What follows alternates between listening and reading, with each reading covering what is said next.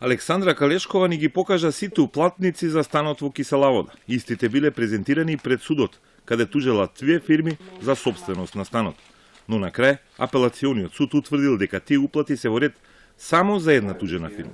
Уплатниците не важеле за другата тужена фирма и судот и го одзема станот и го враќа на тужената фирма. Јас тужам за право на собственост на овој стан кај што живеем.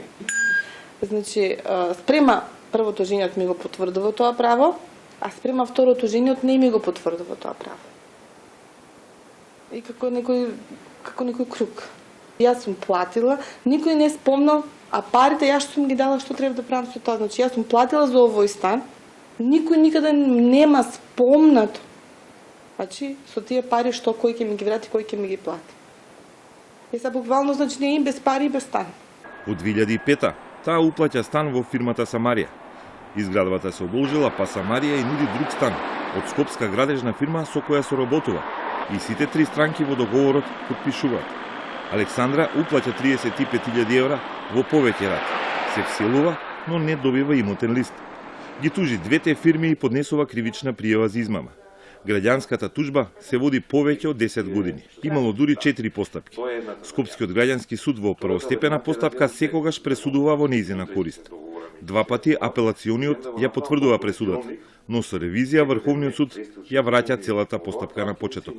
На третото судење апелациониот во Скопје ја поништува првостепената пресуда во нејзина корист. Почнува четврто судење, кобно за неа. Граѓанскиот суд е на нејзина страна, но апелациониот суд кој досега два пати ја потврдува листата одлука, сега ја поништува и пресудува против. Односно, апелационите суди одлучиле да и го одземат станот на Александра. Таа сега бара ревизија во Врховниот суд, а нејзините судски трошоци за собствениот стан се огромни. За судски такси, за одговори на жалби, за сите тие работи, па сигурно имам потрошно околу 500-600 илјади денари. Само сега пуштив ревизија, значи на Врховен суд што ми е последна шанса да речем, сега само такса ми е 80.000 денари. Скопското обвинителство ја прифатило нејзината кривична пријава и 8 години гонело за измама. На крај, обвинителството се повлекло. Александра со сопругот и ќерката првооделенка чекаат во страв да не им затропа извршител на врата и да побара да ги исели со пресудата на Скопска апелација. Единствен спас гледаат во Врховниот суд.